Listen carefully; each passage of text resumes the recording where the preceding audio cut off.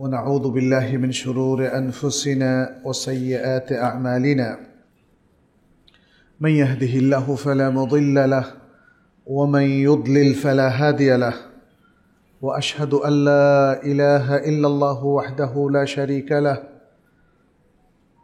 إله الأولين والآخرين وقيوم السماوات والأرضين أرسل رسله حجة على العالمين وأشهد أن محمدًا عبده ورسوله البشير النذير والسراج المنير ترك أمته على المحجة البيضاء ليلها كنهارها لا يزيغ عنها إلا هالك فصلوات ربي وسلامه عليه ما تعاقب الليل والنهار وصلوات ربي وسلامه عليه ما ذكره الذاكرون الأبرار وصلوات ربي وسلامه عليه ما غفل عن ذكره الغافلون وعلى آله وصحبه وأصحابه وآلائه ومن اقتفى أثره واستنى بسنته إلى يوم الدين وسلم تسليما كثيرا كثيرا. عباد الله، اتقوا الله سبحانه وتعالى وأطيعوه وابتدروا لأمره ولا تعصوه واعلموا أن خير دينكم وأخراكم بتقوى الله عز وجل فاتقوا الله في علنكم وسركم واتقوا الله في أولادكم وأزواجكم وأنفسكم وعشيرتكم وجميع شؤونكم. يقول الله عز وجل: ومن يتق الله يجعل له مخرجا ويرزقه من حيث لا يحتسب ومن يتق الله يكفر عنه سيئاته ويعظم له أجرا. يا أيها الذين آمنوا إن تتقوا الله يجعل لكم فرقانا. ويقول الله عز وجل أيضا: يا أيها الذين آمنوا اتقوا الله وقولوا قولا سديدا يصلح لكم أعمالكم ويغفر لكم ذنوبكم ومن يطع الله ورسوله فقد فاز فوزا عظيما. أما بعد، أيها المسلمون، نحن في بيئة مليئة بالمعاصي والآثام। আমরা এমন একটা সমাজে এবং বিশ্বে বসবাস করছি যেটা এখন পাপ, দুর্নীতি, অন্যায়, অবিচার, অপসংস্কৃতিতে একদম ভরপুর। ফিতনার পর ফিতনা, এবং এই ফিতনা যে কোনো একটা নির্দিষ্ট জায়গায় সীমাবদ্ধ নয়। আপনার ব্যক্তিগত জীবন দেখবেন অনেক ফিতনা, আপনার পরিবারে, আপনার এলাকায়, জনপদে, প্রতিবেশীর সাথে, কিংবা সমাজ, রাষ্ট্র, সব জায়গাতেই এই ফিতনায় আল্লাহ তাআলা আমাদেরকে রেখে মূলত পরীক্ষা করছেন। আল কোরআনে এ সম্পর্কে প্রচুর বক্তব্য এসেছে। যেমন আল্লাহ সুবহানাহু ওয়া তাআলা বলছেন: আহাসিবান নাসু আন ইউতরাকু আন ইয়াকুলু আমান্না ওয়া হুম লা ইফতানুন। মানুষ কি ধারণা করে যে তারা যদি বলে আমরা ঈমান এনেছি, এ কথা বললেই তাদেরকে ছেড়ে দেওয়া হবে এবং তাদেরকে কোনো ফিতনায়, ট্রায়াল কিংবা পরীক্ষার মধ্যে তাদেরকে ফেলা হবে না? আল্লাহ তাআলা মানব জাতিকে প্রশ্ন করছেন, এবং তিনি আসলে প্রশ্ন করার উদ্দেশ্যই হচ্ছে বোঝানো যে আপনাদেরকেও ট্রায়াল ফেস করতে হবে, কারণ এটা পৃথিবীর ইতিহাস। কে বলেছেন? স্বয়ং আল্লাহ সুবহানাহু ওয়া তাআলা। পরের আয়াতে তিনি বলছেন: ওয়ালাকাদ ফাতান্নাল্লাযীনা মিন ক্বাবলিহিম, তাদের আগের লোকদেরকে আমি পরীক্ষা করেছিলাম, তাদেরকেও ফিতনার মধ্যে নিমজ্জিত করেছিলাম। ফালা ইয়ালামান্নাল্লাহু فَلَيَعْلَمَنَّ اللَّهُ الَّذِينَ صَدَقُوا وَلَيَعْلَمَنَّ الْكَاذِبِينَ। অবশ্যই অবশ্যই আল্লাহ জানতে চান যে তাদের মধ্যে কে সত্যবাদী, কে সত্যের উপর চলে, সত্যের উপর ভিত্তি করে জীবনটাকে সাজায়, আর কারা মিথ্যাবাদী। আম হাসিবাল্লাযীনা ইয়া'লামুনা আস-সাইয়্যাতি আন ইয়াসবিকুনা সাআ মা ইয়াহকুমুন। আল্লাহ সুবহানাহু ওয়া তাআলা বলছেন, নাকি যারা ইয়া'মালুনা আস-সাইয়্যাত, যারা খারাপ কাজ করে, ফিতনার অন্যতম কারণ হচ্ছে খারাপ কাজে সম্পৃক্ত হওয়া। আল্লাহ বলছেন, যারা খারাপ কাজ করে তারা কি ধারণা করে যে তারা আমার আগে চলে যাবে, আমাদেরকে পেছনে ফেলে দেবে? তারা যা বলছে, হুকুম দিচ্ছে, ফয়সালা করছে, এটা খুবই নিকৃষ্ট। আল্লাহ সুবহানাহু ওয়া তাআলা এই অ্যাসেসমেন্টটা পুরো বিশ্ব নিয়ে করেছেন। আমাদের অনেক গবেষণা করতে হয়। আল্লাহর কি অনেক গবেষণা করতে হয়? কারণ তিনি জানেন কি হচ্ছে না হচ্ছে, কি তার ফলাফল, কি তার কনসিকুয়েন্স, অতীতে কি হয়েছে, বর্তমানে কি হচ্ছে, আর ভবিষ্যতে কি ফলাফল এই জনপদের লোকেরা ভোগ করবে, এটা আল্লাহ তাআলা জানেন। এজন্যই তিনি সেই জানার আলোকে যে সমস্ত মহাসত্যগুলো তুলে ধরেছেন আল কোরআনে, আনফর্চুনেটলি আমরা না পড়ার কারণে এগুলো বুঝিও না, জানিও না। আমাদের সমাজবিজ্ঞানীরা কত সোশ্যাল সার্ভে করে, কিন্তু কোরআন পড়ে না। পৃথিবীর বড় বড় বিজ্ঞানীরা কত মহাসত্য আবিষ্কার করে, এরপরে কোরআন পড়ে দেখে, আরে এরা তো আবিষ্কৃত জিনিস উনি নতুন করে আবিষ্কার করলেন। আল কোরআনটা একটু ভালো করে যে মহাসত্যগুলো সেখানে দেয়া আছে, সবগুলোই দেখবেন যে এখনকার মানুষ নতুন করে আবিষ্কার করছে। একটা ঘটনা, সৌদি আরবের প্রখ্যাত একজন শেখ বাংলাদেশে এসেছিলেন 2005 সালে। সেই সভাতে আমিও ছিলাম, ডক্টর আব্দুল্লাহ আল মুসলাহ। তিনি কোরআনিক মিরাকল নিয়ে কথা বলছিলেন এবং সেখানে বললেন, মারাজাল বাহরাইনে ইয়ালতাকিয়ান। এই ঘটনাটা বললেন, লোহিত সাগরে রাশিয়া কিংবা ইউরোপের যে বিজ্ঞানীরা সেখানে লং টাইম ধরে গবেষণা করছেন, তারপরে তারা আবিষ্কার করলেন যে দুটো সাগরের কিছু প্রভেদ রেখা আছে যেখানে পানি দুই রকম।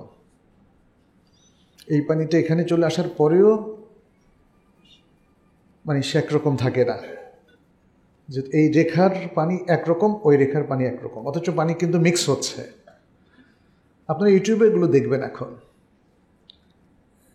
তো যখন সেই ইউরোপিয়ান তার সহযোগী, উনি মরক্কান একজন মুসলিম ছিলেন, তাকে বললেন যে এইটা আপনি আজকে আবিষ্কার করলেন, এটা তো আমাদের কোরআনে আছে। তো বলে কি? তখন ওই যে সূরা রহমানের ওটা দেখানো হলো। যতটুকু জানি তিনি ইসলাম গ্রহণ করেছিলেন। এই যে ফিতনা, এই যে ফলাফল, এই যে আমাদের বৈশিষ্ট্যগুলো সব কোরআনে আল্লাহ তাআলা উল্লেখ করে দিয়েছেন। আজকের এই ফিতনার যুগে আমরা আমাদের সন্তানদেরকে কিভাবে মানুষ করব, আসলে মূল টপিক হচ্ছে সেটাই। এদিকেই ফিরে আসতে চাই, অন্যদিকে বেশি কথা বললে মূল টপিকে কথা হবে কম। আমাদের সন্তানরা, ছেলে হোক মেয়ে হোক, সবাই কিন্তু আমাদের কাছে আমানা। আল্লাহ একটা আমানত হিসেবে দিয়েছেন। দেখবেন যে অধিকাংশ মানুষ আমানতটা ঠিকমতো রক্ষা করে না। এই জন্য আল্লাহ একটা চমৎকার সিস্টেম দিয়েছেন আমাদেরকে। তার দেয়া একটা প্রক্রিয়ার মধ্য দিয়ে সন্তানরা পৃথিবীতে আসে। সেই প্রক্রিয়ার মধ্যেও দেখবেন স্বামী স্ত্রীর মধ্যে প্রচণ্ড এক ভালোবাসা। সেই ভালোবাসার ফসল হলো তার সন্তান। কি চমৎকার, তাই না? সন্তান হওয়ার পরে সারা পৃথিবীর সকল প্রাণীর মধ্যে মাতৃস্নেহ এবং পিতৃস্নেহ, এটা কার দান? আল্লাহর দান। আল্লাহ যদি এই ভালোবাসাটা তৈরি না করতেন, তাহলে এই অসহায় মানব শিশুগুলোর কি অবস্থা হতো বলেন তো? অন্যান্য প্রাণীকুলের মধ্যেও কিন্তু সে ভালোবাসাটা আছে। আল্লাহ আমাদেরকে আমানত দিলেন, আর এই আমানতের দিকে একটা চমৎকার ভালোবাসাটাও দিলেন। কারণ এই আমানতদারি রক্ষা করতে গেলে আপনার যে আকর্ষণ, যে দায়িত্ববোধ এবং তাদেরকে গড়ে তোলার যে বিশাল সংগ্রাম, এই সংগ্রামে আপনি জয়ী হতে পারবেন না যদি এই ভালোবাসাটা না থাকে। ফলে সন্তানদের প্রতি যে ভালোবাসা বাবা এবং মায়ের, এটা কিন্তু অন্য কোনো রিলেশনে আর নাই। আপনি দেখেন আপনার প্রতি আপনার মা বাবার যে যতটুকু ভালোবাসা, আপনার মা বাবার প্রতি আপনার ততটুকু ভালোবাসা কিন্তু নাই। মা এবং বাবা সন্তানের জন্য যে পরিমাণ পরিশ্রম করেন, সন্তান কিন্তু সে পরিমাণ পরিশ্রম করে না। উল্টো কি করে? বাবা মাকে ইগনোর করে, উপেক্ষা করে, অথবা নিজের নববিবাহিত স্ত্রী ঠেলায় বৃদ্ধাশ্রমে পাঠিয়ে দেয়। এরকম ঘটনা ঘটে না?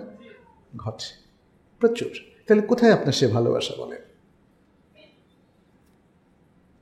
বাবা মায়ের প্রতি সন্তানের ভালোবাসা এটা অনেকটাই ক্ষণস্থায়ী এবং সময় সাপেক্ষে। আমরা কত সন্তানকে দেখলাম বাবা মা তাদের জীবনের সব টাকা দিয়ে তাকে হয় কোনো ইউরোপিয়ান স্কুল কিংবা কলেজ ইউনিভার্সিটিতে পড়িয়েছে, অথবা নর্থ আমেরিকান কোনো ইউনিভার্সিটিতে পড়িয়েছে। ওখানে পড়ার পরে ওরা কিন্তু আসলে সহজাত ভালোবাসাটাকে একটু মডিফাই করে ফেলে। বুঝতে পেরেছেন তো? একটু চেঞ্জ করে ফেলে, আপনাকে সেলফিশ করে ফেলবে। আজকের ওয়েস্টার্ন এডুকেশন আপনাকে দুনিয়ামুখী করবে, আর যে দুনিয়ামুখী হবে সে সেলফিশ হবে। কারণ দুনিয়া হয়ে যাবে তখন তার ফার্স্ট প্রায়োরিটি, তার প্রধান আকর্ষণ হচ্ছে দুনিয়া। এটাকে আর ভেঙে বললাম না। এজন্যে অনেক সন্তান যারা ওয়েস্টার্নে থাকে, বাবা মা মারা গেলেও তাদের অন্তরটা তো অলরেডি মরেই গেছে, আর ভালোবাসা অনুভব করে না। বলে যে তোমরা তার সৎকার করে দাও, দাফন করে দাও, সময় নাই, আমি ব্যস্ত। তোমরা জানো ওয়েস্টার্ন লাইফ কত বিজি লাইফ। কিন্তু সত্যিকারের ভালোবাসা এই জন্য আপনি মুসলিমদের মধ্যেই পাবেন।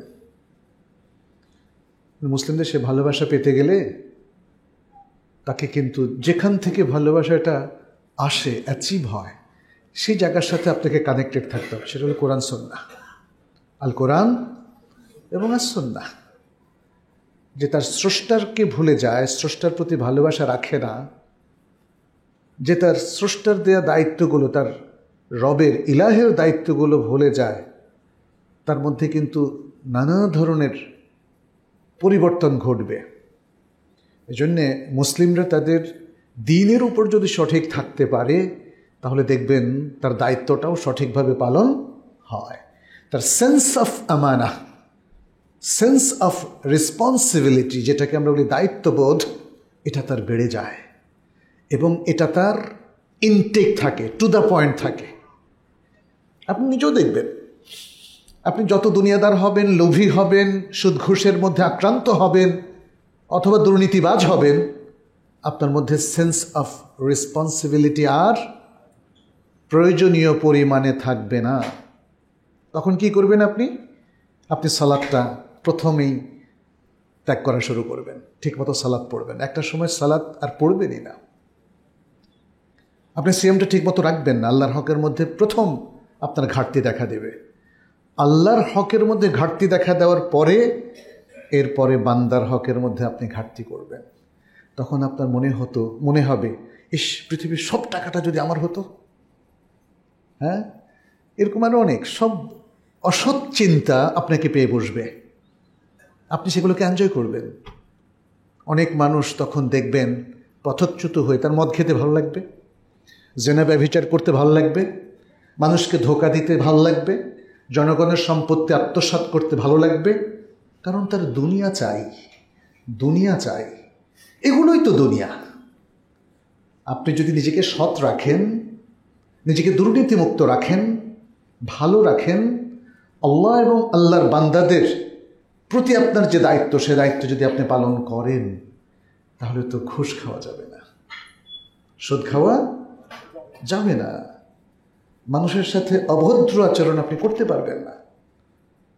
আপনার মনের মধ্যে যে ভালোবাসাটা তৈরি হয়, আপনি যদি একজন সজ্জন থাকেন, তখন পৃথিবীর সব মানুষ সে ভালোবাসার অংশীদার হয়ে যাবে। কারণ আপনি কারোর প্রতি ইনসাফ এর বিপরীত কাজ করবেন না, কারোর প্রতি আপনি জুলুম করবেন না। এভাবেই মুসলিম ব্যক্তিসত্তা গড়ে ওঠে according to the Quran and সুন্নাহ। আমাদের এলেমের সাথে বেশি সম্পর্ক দরকার, আবেগের সাথে না। আজকে মুসলিমদের ভরাডিবি ঘটছে তো এই কারণে, প্রত্যেকটা জায়গায় এলেমের ধার ধারছে না। যে কোনো কথা সে ইউটিউবে বলে ফেলে, বক্তৃতায় বলে ফেলে, কিন্তু তার এলেম নাই। আপনি তো কোরআন সুন্নাহর বিপরীতে গিয়ে কোরআন সুন্নাহর ফলাফলটা পাবেন না, এটা বুঝতে হবে।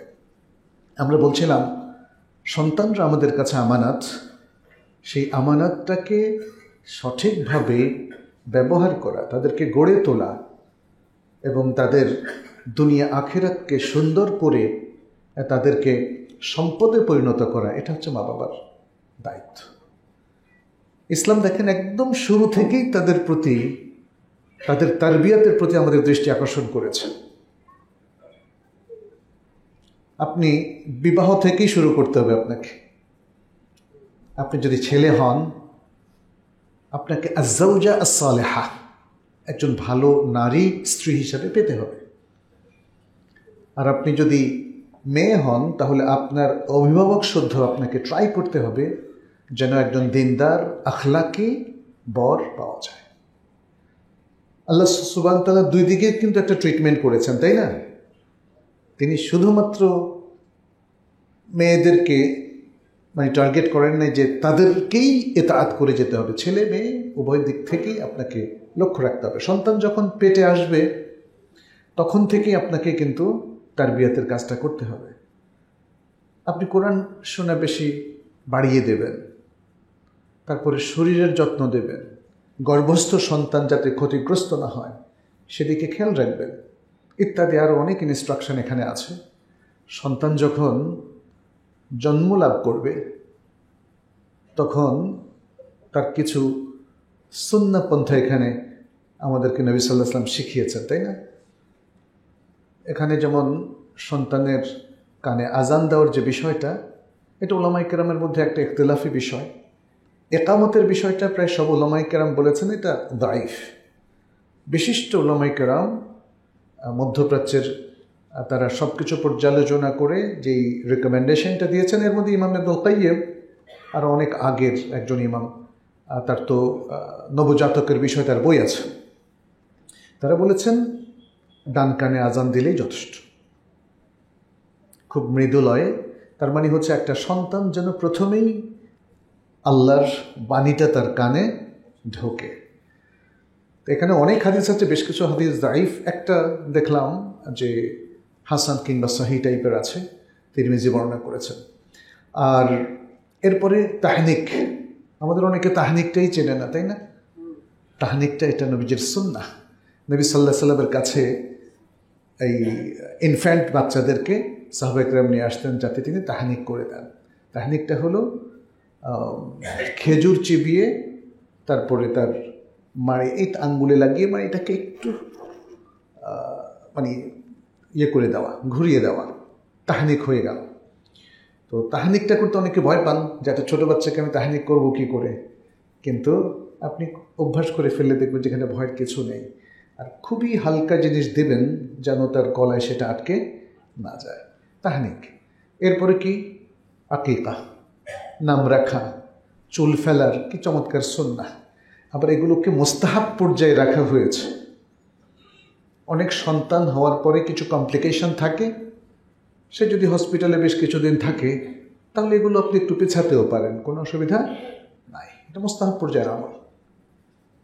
সৌদি আরবের প্রখ্যাত বড় বড় আলেমরা এটাও বলেছেন যে 7 দিনের দিন যদি আকিকা করা না যায়, যেমন শেখ সালেহ ফৌজানের একটা ফতোয়া আপনারা দেখবেন, তিনি বলেছেন এটা যেহেতু নবী সাল্লাল্লাহু আলাইহি ওয়াসাল্লামের সুন্নাহর পরেও তো সুন্নাহ আছে, যে নবী সাল্লাল্লাহু আলাইহি ওয়াসাল্লামের সবচেয়ে বড় সুন্নাহটা, মুস্তাহাব টাইপের বড় সুন্নাহটা মিস করে, তাহলে সে সাহাবাদের সুন্নাহকে অ্যাভেল করতে পারে। তার মানে 14তম দিনও আপনি আকিকা করতে পারেন। এবং এরপরে আমাদের সালাফদের কেউ কেউ 21তম দিনেও করেছেন। নবী সাল্লাল্লাহু আলাইহি ওয়াসাল্লাম করেননি, কিন্তু এটার মধ্যে কন্ট্রাডিকশন খুঁজে পাচ্ছেন কেন? আপনি তো সুন্নাহটা মিস করলেন, মাত্র 7 দিনের দিন পারলেন না, তাহলে 14তম দিনের দিন করলে কি সংঘর্ষ হচ্ছে? না, কোনো সংঘর্ষ হচ্ছে না। আপনি মিস করলেন, তাহলে আমরা দেখব যে আর ভালো লোকেরা সাহাবায়ে কেরাম এরপরে কখন করেছে, তাহলে আমরা সেটা আমল করতে পারি। অধিকাংশই দেখা যাচ্ছে যে প্রথম ডেট মিস করার পরে এভাবে করেছেন। 21 দিন আর অনেক কম সংখ্যক করেছেন, কিন্তু এটাকে তো রাসূলের সুন্নাহ আমরা বলবো না। বাট রাসূল সাল্লাল্লাহু আলাইহি ওয়াসাল্লামকে যারা ভালোবাসতেন তারা মিস করার পরে এভাবে আমল করেছেন, অতএব আমরা সেটা করতে পারি। আর যদি কখনো সেটাও করতে না পারি, 21 দিনটাও মিস হয়ে যায়, তাহলে যে কোনো সময়, কারণ রাসূল সাল্লাল্লাহু আলাইহি ওয়াসাল্লাম বলেছেন 7 দিনের দিন আকিকা করতে, কিন্তু এটা বলেননি এরপর আর করা যাবে না, বলেছেন এরপরে করা যাবে, এটাই সাহাবায়ে কেরাম বুঝেছেন। তা নাহলে তারা করলেন কেন? আমাদের হাদিস এর অনুসারী হলেই হবে না, হাদিসটাকে খুব গভীরভাবে বুঝতে হবে। সালাফের মানহাজ এবং তাদের অ্যাক্টিভিটিস এবং তাদের এই জিনিসগুলো করার যে পদ্ধতি, ম্যাথোডোলজি, ওখান থেকে আমাদের অনেক কিছু বোঝার আছে। চুল ফেলা 7 দিনের দিন, এটা অনেক বাবা মা করতে পারে না। একটা ছোট বাচ্চা, বিশেষ করে একদম প্রথম বাচ্চা যখন হয়, সে তো একটু বেশি ছোট হয়। তা আপনি এই মোস্তাহাবের জন্য পাগল হয়ে গেলে তো হবে না, আপনাকে দেখতে হবে আপনি সুন্দর মতো চুল ফেলতে পারেন কি না। যদি না পারেন তাহলে ওর মাথা কাইটা গুইটা দিলে এটা কি হলো? হলো না। আর যদি সে ইনকিউবেটরে থাকে তাহলে এটা একটু পিছিয়ে দেন। এই সুন্নাহগুলো মোস্তাহাব পর্যায়ের, এগুলো এইভাবে আমল করাটা ভালো, অথবা এর পরেও আমল করতে কোনো অসুবিধা নেই। চুল কাটার পরে ছেলেদের ক্ষেত্রে ওই পরিমাণ রূপা বা তার মূল্য আপনি সাদাকা করবেন, কিন্তু মেয়েদের চুল ফেলা যাবে না, মেয়েদের চুল ফেলা যাবে না ইত্যাদি। এটা দিয়ে শুরু, কিন্তু আসল কাজ তো এগুলো না। আসল কাজ হচ্ছে যখন তারা বড় হতে থাকবে তাদেরকে মানুষ করা। কারণ মনে হয় প্রাণীর মধ্যে এই মানুষই হচ্ছে সেই প্রাণী যাদেরকে মানুষ হিসাবে তারবিয়ত দিলে মানুষ হয়, আর তা না হলে কি হয়? অমানুষ হয়।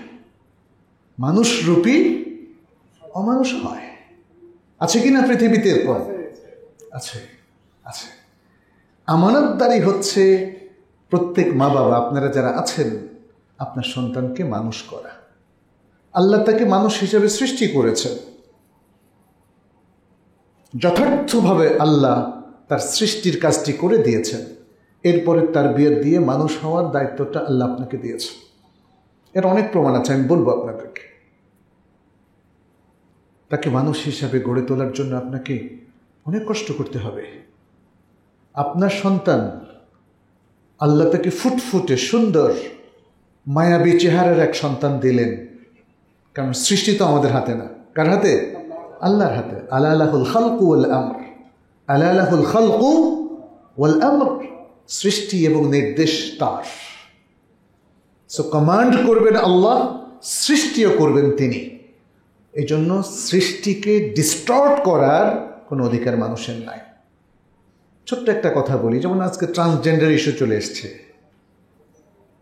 এটা কমপ্লিটলি আল্লাহর সাথে যুদ্ধ। ট্রান্সজেন্ডার, লিঙ্গ পরিবর্তন, এটা ইসলামের সাথে ভয়ঙ্করভাবে সাংঘর্ষিক, এমনকি মানবতার সাথেও। আজকে অপরাধী চক্রের অনেকেই ওই ট্রান্সজেন্ডার, যে পুরুষ ছিল আগে এখন মহিলা হয়েছে। ইট ইজ এ টেকনিক। যাই হোক, এটা অন্যদিকে চলে যাচ্ছে কথা। টেকনিক হচ্ছে এটা ছিল আগে ছেলে, এখন সে কিছু অপারেশন করে অথবা ভিন্নভাবে, অনেকে আবার দাবি করে যে সে মনে মনে এখন মেয়ে হয়ে গেছে, তাই না? এটা হলো একটা চালাকি, যাতে সে মেয়েদের সাথে প্রতিযোগিতা অবতীর্ণ হয়ে সে বিশ্ব রেকর্ড করতে পারে ইত্যাদি নানা ধরনের ব্যাপার আছে। এগুলো একটু গভীরভাবে আমাদেরকে জানতে হবে। এই ব্যাপারগুলো যদি নাও থাকে, তবুও এটা সৃষ্টিকে পরিবর্তন। যে জেন্ডার আল্লাহ দিয়েছেন এটাকে আপনি পরিবর্তন করার অধিকার নেই। তবে যাদেরকে আমরা খুনসা বলি, এটা ট্রান্সজেন্ডার না, কিন্তু এদেরকে আমরা কি বলি? বাংলায় হিজড়া বলি। তবে আরও একটু ভালো কোনো শব্দ হলে ভালো হতো। সবসময় কোনো ত্রুটি পাওয়া গেলে লোকরা কিন্তু খারাপভাবে তার নাম দেয়, যেমন কান কাটা জাহাঙ্গীর, তাই না? জাস্ট একটা উদাহরণ দিলাম। মানে লোকজন কিছু একটা ত্রুটি পেলে তাকে খুব বাজে নাম দেয়, এটা ঠিক না। এখন যারা হিজড়া তাদের তো একটু কমপ্লিকেশন আছে। আরবিতে তাদেরকে বলা হয় খুনসা। হ্যাঁ, কয়েক ধরনের খুনসা আছে। যারা পুরুষ কিন্তু একটু মেয়েলি ভাব আছে, যারা মেয়ে কিন্তু একটু পুরুষালী ভাব আছে। আরেকটা হলো খুনসা আল মুশকিল। সৃষ্টিগতভাবে তারা এটা শিকার, অতএব এদের জন্য অপারেশন করে একটু বেটারমেন্টের সুযোগ আছে। আর আপনার আমার মতো সুস্থ মানুষ অপারেশন করে ট্রান্সজেন্ডার হওয়ার কোনো সুযোগ নেই, এটা মনে রাখবেন। এটা অপরাধ, এটা ক্রিমিনাল অফেন্স, অতএব এটা করা যাবে না। সন্তানদের ক্ষেত্রে দেখেন, আল্লাহ তাদেরকে যে অ্যাপিয়ারেন্সটা দিয়েছেন কি চমৎকার সুন্দর, একটা ফুটফুটে সন্তান। এমনকি কালো হলেও তো আমাদের মায়া লাগে, শুধু বাবা মা না, আমাদের সবারই মায়া লাগে, তাই না? আল্লাহর কাজটা করে দিয়েছেন। আল্লাহ একটা কাজ আমাদের হাতে তুলে দিয়েছেন, সেটা হচ্ছে আল্লাহ যে ফিতরাতের উপর এই সন্তানকে সৃষ্টি করলেন, আপনার কাজ হচ্ছে সেই ফিতরাতের উপর কন্টিনিউ করা। সহিহ বুখারী মুসলিমের সে বিখ্যাত হাদিস তো আপনারা জানেন। নবী সাল্লাল্লাহু আলাইহি সাল্লাম বলেছেন, কুল্লু মাউলুদিন ইউলাদু আলাল ফিতরাহ। প্রত্যেক নবজাতক শিশু ফিতরা তথা নেচার এর উপর জন্মগ্রহণ করে থাকে। নেচারটা কি? উলামায়ে কেরাম বলেন, নেচার হচ্ছে সেই জিনিস ডিস্টরশনের আগে তার যে অবস্থা সেটা। আচ্ছা, আল্লাহ যখন সৃষ্টি করলেন, আল্লাহ কি তাকে অবাধ্য কাফের হিসেবে বানিয়েছেন? আল্লাহ কি তাকে জীবনের প্রথম দিক থেকে পাপী করে দিয়েছেন? এটা কি কোনো নবজাতক শিশু, ছেলে অথবা মেয়ের ক্ষেত্রে এটা ঘটেছে? ঘটেনি। সে যেহেতু আল্লাহর সৃষ্টি, স্বাভাবিকভাবেই আল্লাহর প্রতি একটা আকর্ষণ, আল্লাহর প্রতি একটা বিশ্বাস তার সহজাত থাকবে। এই যে সহজাত স্বভাবটা, এটাই হলো ফিতরাহ। অতএব উলামায়ে কেরাম জোর করে এই শব্দটার উপর ইসলাম কথাটা এমনি চাপিয়ে দেননি। এটা চাপিয়ে দেওয়ার ব্যাপার না। মানুষের সহজাত স্বভাব হলো যে তাকে ক্রিয়েট করেছে তার স্বীকৃতি দেওয়া, তাওহীদের স্বীকৃতি দেওয়া, এটা হলো ফিতরাহ। আর পৃথিবীতে একটাই রিলিজিয়ন আছে যেটা তাওহীদের স্বীকৃতি দেয়, সেটা হলো ইসলাম। অন্যরা কোনো না কোনোভাবে নাস্তিকতা অথবা পৌত্তলিকতা অথবা কুফরির সাথে সম্পৃক্ত, সবগুলো অন্য সকল ধর্মই। তো এটা কোনো আক্রমণাত্মক কথা না, ইট ইজ দ্য রিয়ালিটি, তাই না? আপনাকে তো অ্যাসেস করতে হবে। পৃথিবীতে এখন অধিকাংশ জায়গাতেই আপনি দেখবেন খারাপের রাজত্ব চলছে। খারাপ, এটা তো রিয়ালিটি। যারা খারাপভাবে রাজত্ব করছে তাদের কষ্ট লাগবে, তারা হয়তো রিয়্যাক্ট করবে। তারা রিয়্যাক্ট করুক আর যাই করুক, but this is the reality. তো এক্ষেত্রে আমরা যেটা বলতে চাচ্ছি, তাহলে আল্লাহ রাসূল সাল্লাল্লাহু আলাইহি ওয়াসাল্লাম বলছেন, প্রত্যেক নবজাতক শিশু ফিতরাতের উপর, অর্থাৎ তার সহজাত প্রবৃত্তির উপর, অর্থাৎ তৌহিদের উপর সে জন্মগ্রহণ করে। তৌহিদের ঈমান, আকীদা, বিশ্বাস নিয়ে সে জন্মগ্রহণ করে, এটা তার সহজাত জিনিস। এখন মা বাবার দায়িত্বটা কি? মা বাবার দায়িত্ব হচ্ছে আল্লাহ যে সহজাত প্রবৃত্তির উপরে, স্বভাবের উপর তাকে সৃষ্টি করলেন, আপনি সেটাকে নারিশ করবেন, সেটাকে ধরে রাখবেন। কোনো মা বাপ কি তার কোনো সন্তানের বলে যে দুটো চোখ দরকার কি, একটা চোখ দরকার, একটা চোখ ঘুটে নষ্ট করে দাও, করে এটা? দুটো কানের দরকার কি, একটা কান নষ্ট করে দাও, করে এটা? এত মানে দেখেন, আপনি কিন্তু তার শারীরিক সব কিছুকেই প্রচণ্ড রকম তাকে সেবা যত্ন করে গড়ে তুলছেন, কিন্তু তাওহীদের ব্যাপারটা, ফিতরাতের ব্যাপারটা কেন ইগনোর করছেন? আপনার উচিত তাকে যেন ফিজিক্যালি যেভাবে তাকে গড়ে তুলছেন, তার ফিতরাত এবং তাওহীদটাকেও সেভাবে আপনার তারবিয়াত এবং এডুকেশনের মাধ্যমে গড়ে তোলা। তাহলে আমানতদারিটা পালন হবে, তাহলে আমানতদারিটা পালন হবে। ফিতরাতের উপর মানুষকে গড়ে তোলার জন্য একটা প্ল্যান প্রোগ্রাম লাগবে, সেটাই হচ্ছে রেসপন্সিবিলিটি, সেটাই হচ্ছে আমানতদারি। দেখেন হাদিসের শেষে কি বলেছেন নবী সাল্লাল্লাহু আলাইহি ওয়াসাল্লাম, বলেছেন ফাআবাওয়াহু ইউহাউইদানিহি আও ইউনাসসিরানিহি আও ইউমাজ্জিসানিহি। তার বাবা মায়ের পরে তাকে তার ফিতরতটা পরিবর্তন করে দেয়। কেউ ফিতরত পরিবর্তন করে তাকে ইহুদি বানিয়ে দেয়, কেউ ফিতরত পরিবর্তন করে তাকে নাসারা বানিয়ে দেয়, কেউ ফিতরত পরিবর্তন করে তাকে অগ্নি উপাসক কিংবা পত্তলিকে পরিণত করে। আর মুসলিমরা এই ফিতরতটাকে ধরে রাখে, তারা এই ফিতরতের উপর ভিত্তি করে তার সন্তানকে গড়ে তোলে। অতএব আপনি যদি মুসলিম হন, মনে রাখবেন আপনি ফিতরত থেকে সরে গেলে পৃথিবীর কেউই আপনাকে আপন করে নেবে না, ওন করবে না। মনে রাখবেন, এমনকি আল্লাহর বান্দা হবেন, কিন্তু যেহেতু আপনি আল্লাহর লঙ্ঘনকারী বান্দা, পাপী বান্দা, আল্লাহ আপনাকে রহমতের দৃষ্টি দেবেন না। কারণ এই ধরনের কথা আল্লাহ কোরআনে অনেক বলেছেন, না হাদিসেও বলেছেন, কোরআনেও বলেছেন, হাদিসেও বলেছেন। কখনো কখনো তিনি বলছেন 3 শ্রেণীর মানুষকে আল্লাহ তাআলা তাদের দিকে তাকাবেন না, বলেছেন না, উল্লেখ করেছেন। তাহলে বোঝা যাচ্ছে যে ফুল ওনারশিপ পাওয়ার জন্যে আপনাকে একটা সিস্টেমে যেতে হবে। সেটা হলো কি, আপনার সন্তানকে ফিতরতের উপর তাকে মানুষ করতে হবে। ফিতরত থেকে চ্যুত হয়ে গেলে সে তখন অমানুষ হবে। আমি ইহুদিদের কথা বলেছি, আল্লাহ রাসূল সাল্লাল্লাহু আলাইহি ওয়াসাল্লাম যখন এই হাদিসে বললেন বাবা মা তাকে ইহুদি করে, এটা কিন্তু একটা সমালোচনা, একটা ক্রিটিক, বুঝতে হবে। নাসারা করে, এটাও অনেকটা ক্রিটিক। ইহুদিরা আজকে ফিলিস্তিনে কি করছে দেখছেন না? এটা কোনো মানুষ করতে পারে? ইয়া সালাম, ইয়া সালাম। একটা জাতিকে পুরো নিশ্চিহ্ন করে এখন নাকি তারা সেখানে জনবসতি তৈরি করবে আর দখল করবে। ভাবা যায় সেটা? কোনো মানুষের পক্ষে এটা সম্ভব? অতএব বিষয়গুলো নিয়ে কিন্তু আমাদের ভাববার বিষয় আছে। আপনার মাইন্ডসেটটা যদি কেউ নষ্ট করে দেয়, আপনি যদি ইহুদিদের গৃহে বড় হন, আপনি যদি খ্রিস্টানদের গৃহে বড় হন, আপনি যদি হিন্দুদের কাছে বড় হন, আপনি দেখবেন আপনার মুসলিমকে আর ভালো লাগবে না, ইসলামকে আর ভালো লাগবে না। আপনি যদি অন্য ধর্মের গ্রন্থ পড়ে পড়ে সেটাকে আপনার কাছে সঠিক মনে হয়, তখন দেখবেন যে কোরআন হাদিস এটা আর আপনার ভালো লাগবে না। এটা হিউম্যান নেচার, এটাই হচ্ছে কারিকুলামের প্রভাব, বুঝতে হবে। এই যে এই যে পাঠ্যক্রমের কথা বা শিক্ষাক্রমের কথা আমরা বলি, আপনি যেভাবে একটা শিক্ষাক্রম সাজাবেন আপনার প্রোডাক্টটা ঠিক সেভাবেই হবে। অতএব আমাদের বাবা মা, আপনারা যারা আছেন, আপনি আপনার সন্তানকে কোন পাঠ্যক্রম বা কারিকুলামের ভিত্তিতে গড়ে তুলবেন এই সিদ্ধান্ত কিন্তু আপনাকে নিতে হবে। আপনি যেন তেনভাবে কিছুই তৈরি করেন না। এই যে ধরেন একটা টুপি, এই যে আমার নেটের টুপিটা দেখেন, এটা বাংলাদেশেই কোনো এক অঞ্চলের পুরুষ অথবা মহিলারা হাতে বুনেছে, যেন তেন করে করেছে না। যে কোনো ছোট্ট জিনিস, বাচ্চাদের খেলনাও দেখেন, প্রোডাক্টটা তৈরি করার জন্য তার একটা ম্যানুয়াল আছে, তার একটা সিস্টেম আছে, মেশিন আছে, এবং সেভাবে আস্তে করে তারা তাদের কাঙ্ক্ষিত প্রোডাক্টটা তৈরি করে।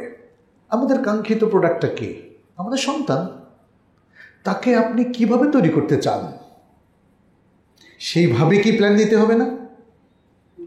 নাকি তাকে আপনি ছেড়ে দিবেন রাস্তার ছেলে মেয়েদের সাথে, অথবা ইউরোপিয়ান ছেলে মেয়েদের সাথে, কিংবা আমেরিকান ইউনিভার্সিটির ছেলে মেয়েদের সাথে আপনি ছেড়ে দিবেন?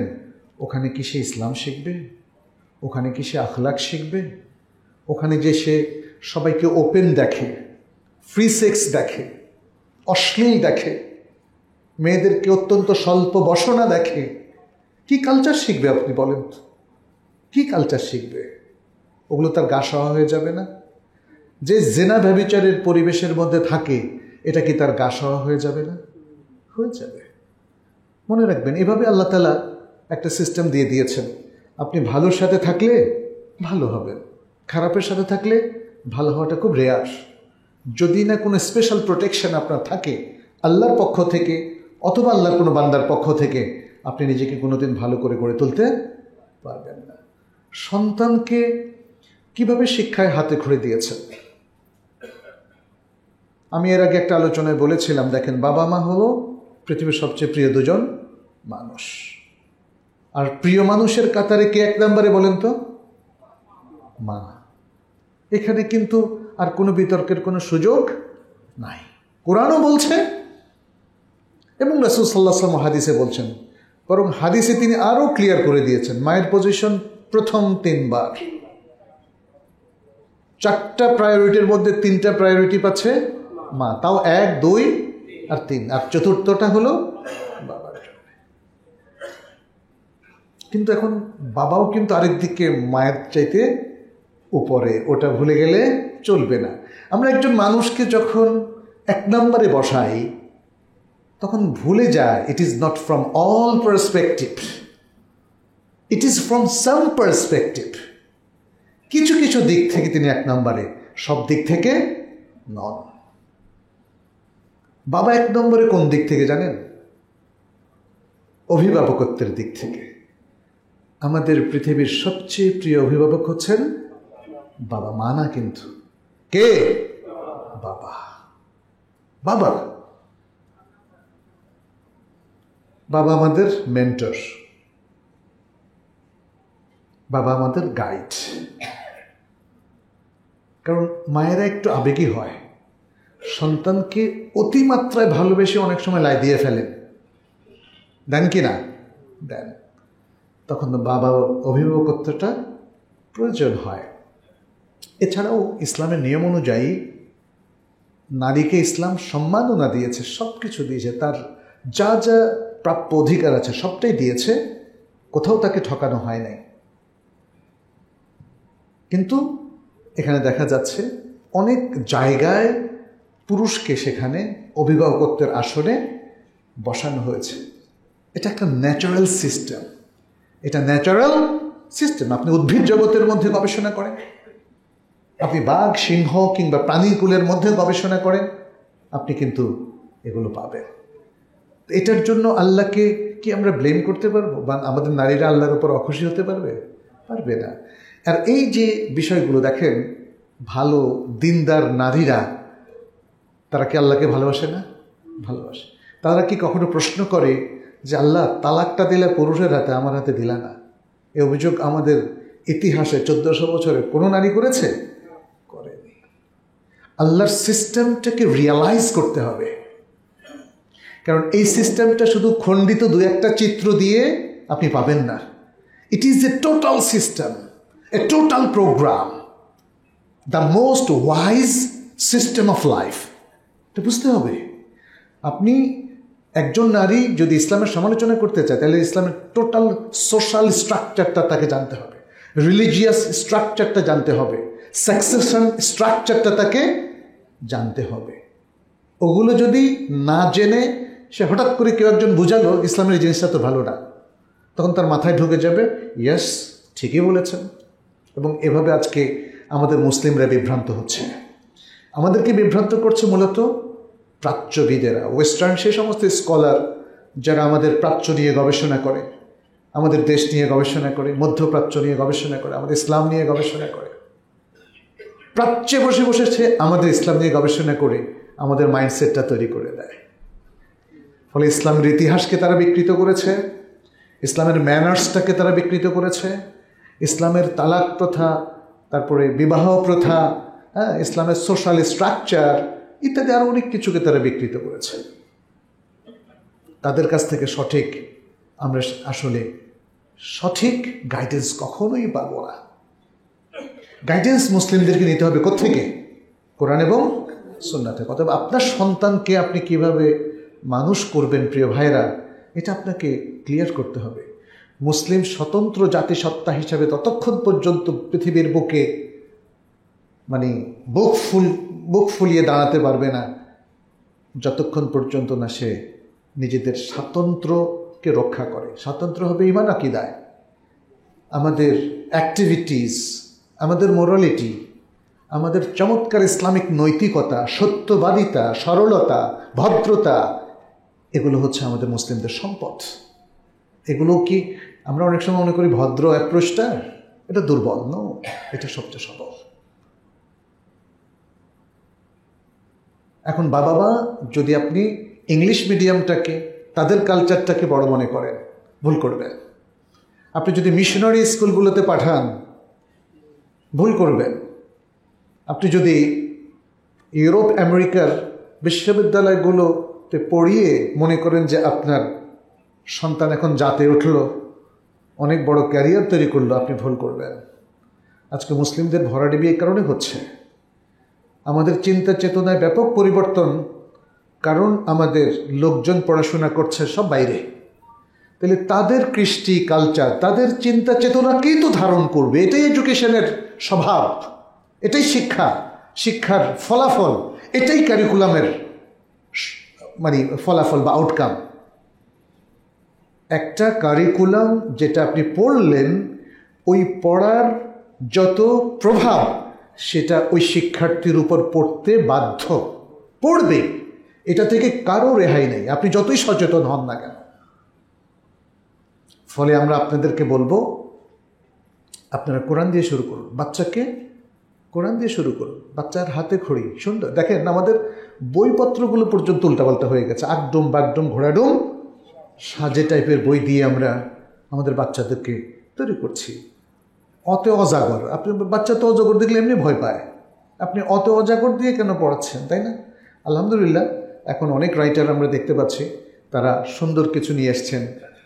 সেটা আলিফ বা তাসার ক্ষেত্রে, এবিসিডির ক্ষেত্রে এবং ও আ কখর ক্ষেত্রেও তারা সেটা করছেন। এটা খুব গুরুত্বপূর্ণ, এগুলোকে ইগনোর করার সুযোগ নেই। ছোট বাচ্চাকে ছোট সময় থেকে আপনাকে ভালো তারবিয়া দিতে হবে, এবং সে যেন কখনোই ভুলভাবে মানুষ না হয়। আনফর্চুনেটলি আমাদের মুসলিম দেশে সমস্যা শুধু ওয়েস্টার্নাররাই করে নাই। আমাদের এখানে বিভিন্ন ধর্মীয় গ্রুপ আছে, যে গ্রুপগুলো কোরআন সুন্নাহ থেকে যোজন যোজন দূরে, তারাও অনেক প্রবলেম ক্রিয়েট করেছে। কোরআন সুন্নাহকে মুসলিমরা যদি না ধরে, আঁকড়ে ধরে, তাহলে সত্য পথ তারা কখনো পাবে না। এটা মনে রাখবেন। এটা তো আমার কথা না, এটা তো কোরআনেরও কথা, এটা রাসূল সাল্লাল্লাহু আলাইহি ওয়াসাল্লামের কথা। আল্লাহ তাআলা কি বলছেন? ফালা ওয়া রাব্বিকা লা ইউমিনুন হাত্তা ইউহাক্কিমুকা ফীমা শাজারা বাইনাহুম থুম্মা লা ইয়াজিদু ফি আনফুসিহিম হারাজাম মিম্মা কাদাইতা ওয়া ইউসাল্লিমু তাসলিমা। তিনি বলছেন মুমিনই হবে না, তোমার রবের শপথ, তারা মুমিনই হবে না যতক্ষণ পর্যন্ত তারা তোমাকে ফয়সালাকারী, তোমাকে কাকে? নবী সাল্লাল্লাহু আলাইহি সাল্লামকে ফয়সালাকারী হিসাবে মেনে না নেয়, এবং তিনি যে ফয়সালা দিয়েছেন সে ব্যাপারে মনে কোনো ধরনের দ্বিধা অনুভব না করে, এবং তারা সর্বান্তকরণে সেটাকে মেনে নেয়। এটা খুব সিগনিফিক্যান্ট। দেখেন এখানে সাইকোলজিক্যাল যত বিষয় আছে সব এখানে আল্লাহ তাআলা বলে দিয়েছেন। আপনি সর্বান্তকরণে কখন মেনে নেবেন? তার মানে তরবারির ভয়ে, জোরে, পাওয়ারে, এগুলোতে না। কয়েকটা কথা। প্রথমত মেনে নেওয়া ফয়সালাকারী হিসেবে। নবী সাল্লাল্লাহু আলাইহি সাল্লাম আমাদের মেন্টর, আমাদের রোল মডেল, মেন্টর। তিনি মেন্টরিং করে গেছেন কিয়ামত পর্যন্ত যত মানুষ আসবে, শুধু মুসলিম না, সারা পৃথিবীর সবার মেন্টরিং তিনি করে গেছেন, এবং তার এই যে রেখে যাওয়ার সুন্নাতটাই হচ্ছে তার গাইডেন্স। এই জন্য আমরা শুরুতেই কি বলি? ওয়া ইন্না খায়রাল হাদি হাদি মুহাম্মাদিন সাল্লাল্লাহু আলাইহি ওয়াসাল্লাম। The best guidance is the guidance of the prophet Muhammad সাল্লাল্লাহু আলাইহি ওয়াসাল্লাম। তাহলে যেটা বলছিলাম যে রাসূল সাল্লাল্লাহু আলাইহি ওয়াসাল্লাম এর যে সুন্নাহ এবং তার যে গাইডেন্স, এটা আমাদেরকে মেনে নিতে হবে, এবং আমাদের সন্তানকে এর সাথে কানেক্ট করে দিতে হবে। আমরা অনেকেই মনে করি আধুনিক শিক্ষিত যে কানেকশনের কারণে সে বায়াসড হয়ে যাবে, গোঁড়া হয়ে যাবে। না, গোঁড়া তো এখন যারা হচ্ছে এরা কোরআন সুন্নাহ থেকে দূরে থাকার কারণে গোঁড়া হচ্ছে। কোরআন সুন্নাহ পড়ে কেউ কি গোঁড়া হয়েছে? আবু বকর রাদিয়াল্লাহু তাআলা আনহু, ওমর, ওসমান, আলী, আপনাকে ইসলামের ইতিহাসে যত বড় বড় স্কলার, কারোর মধ্যে কোনো গোঁড়ামি কখনো ছিল না। Because they were connected with the authentic knowledge of Islam. আপনি যখন অথেন্টিক নলেজটা মিস করবেন, তখন ওই জায়গাটা দখল করবে বিভ্রান্তিকর কিছু তথ্য এবং কিছু, যেমন যেটাকে আমরা ফ্যাব্রিকেটেড হাদিস বা জাল হাদিস বলি, সেগুলো, এবং সেগুলো এসে আমাদেরকে নিয়ে যাবে। যে কদিন আগে দেখলাম লোকজন বলা বলি করছে, এই যে ভাই বোনদের সাথে এখনই তোমরা দেখা সাক্ষাৎ বেশি বেশি করো, আখিরাতে কিন্তু আর দেখা পাবা না। দেখেছেন অনেকে না? সুবহানাল্লাহ। আমাকে একজন পাঠিয়েছে, আমি দেখি নাই। তখন আমি সাথে সাথে বললাম, এটা একদম অসত্যের প্রলাপ। এটা এটা আসলে তাকে তাম্বি করা দরকার। আর আপনারাও জেনে রাখেন, কারণ হাদিসের মধ্যে কিছু ইন্ডিকেশন আছে যাতে বোঝা যায় যে সমস্ত আত্মীয় স্বজনদের সাথে দেখা সাক্ষাৎ হতে পারে। তাহলে এই কথাটা কিভাবে প্রচার হয়, তাই না? এভাবে যদি আল্লাহর সম্পর্কে মিথ্যা কথা প্রচার করেন, তার ফলাফলটা কি? আল্লাহ বলছেন এবং আল্লাহ রাসূল সাল্লাল্লাহু আলাইহি ওয়াসাল্লাম বলছেন আল্লাহ আসমানে আরশের উপর আছেন, আর আমরা তাকে বলছি না আল্লাহ সর্বত্র বিরাজমান। আল্লাহর জ্ঞান সর্বত্র বিরাজমান, আল্লাহর কুদরত, আল্লাহর দৃষ্টি, আল্লাহর শোনা। একটু বুঝতে হবে, বোঝার ব্যাপার আছে।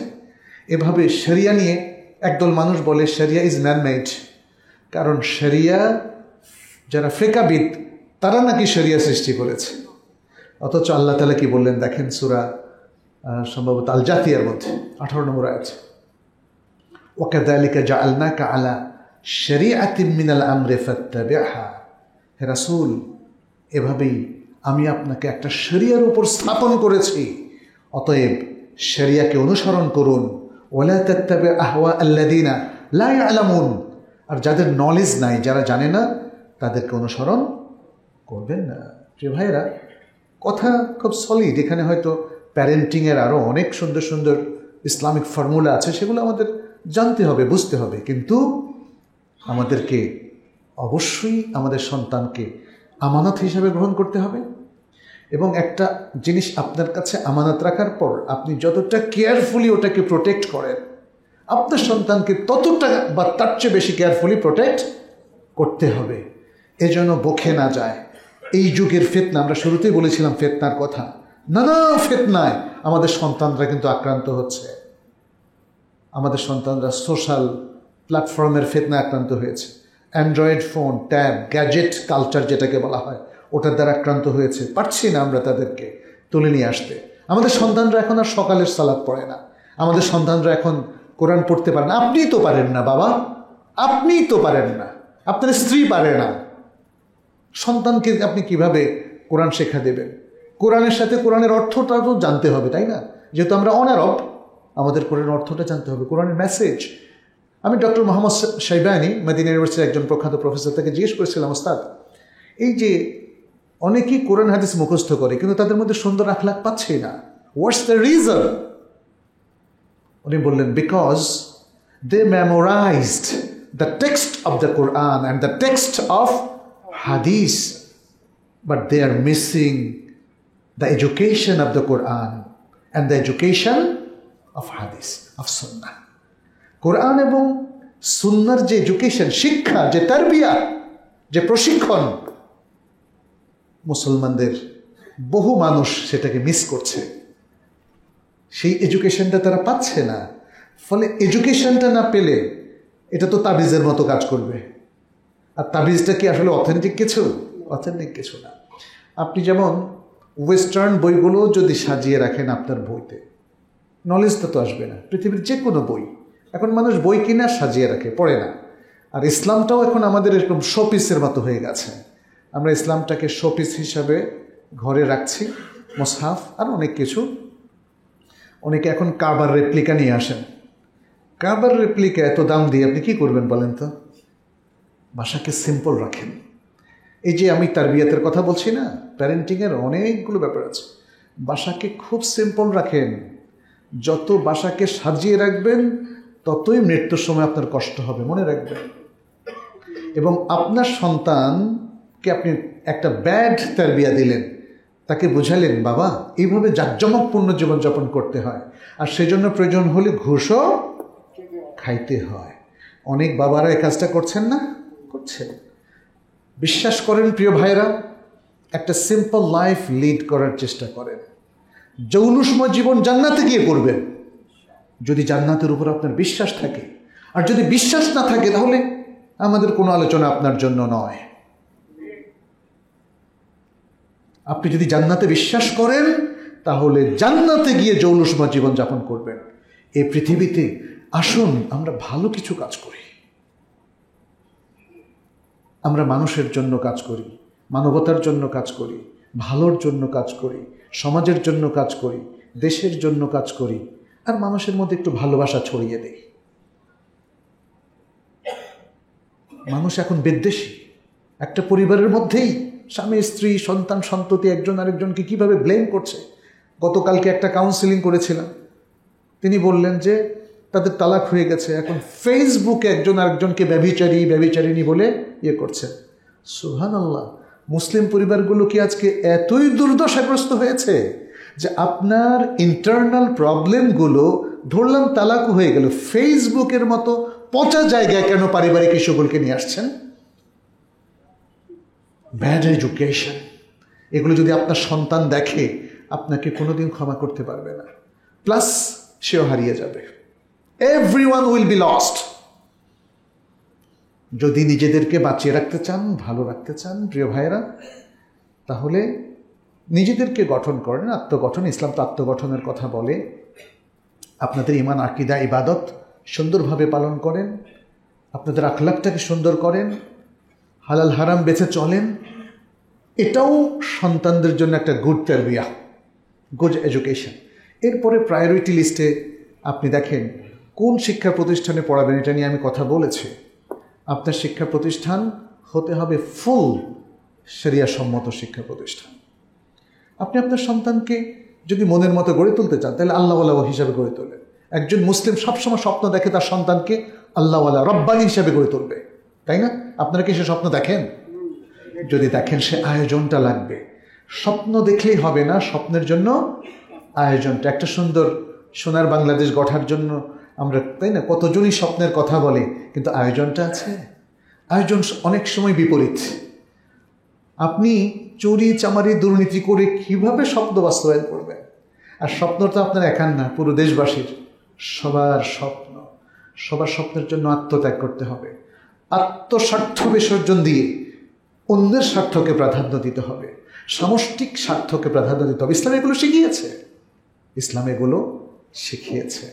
আর এই সব কিছু আমরা বড়রা যারা আছি আমাদের কাছ থেকে শিখবে আমাদের সন্তানেরা।